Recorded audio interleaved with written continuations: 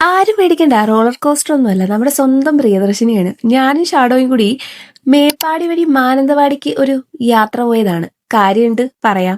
ആദ്യം തന്നെ ഷാഡോ അവന്റെ ഫസ്റ്റ് ട്രിപ്പ് ആയതുകൊണ്ട് ഭയങ്കര പേടിച്ചായിരുന്നു ഇരുന്നത്. പിന്നെ അവനെ സമാധാനപ്പെടുത്താൻ വേണ്ടി ഞങ്ങൾ ഫ്രണ്ട് സീറ്റിൽ നിന്ന് നടുക്കളത്തെ സീറ്റിലേക്ക് മാറി. അപ്പോഴത്തേക്കും അവൻ പകുതി ഓക്കെ ആയി. ഞങ്ങൾ നേരെ പോയത് മേപ്പാടിയിലേക്കാണ്. മേപ്പാടി പോയത് ഞാൻ കഴിഞ്ഞ ആഴ്ച ഷാമോന് വാങ്ങിയിരുന്ന ഷൂ ചെറുതായിരുന്നു, അപ്പൊ നമുക്കതൊന്ന് മാറ്റിയെടുക്കണമായിരുന്നു.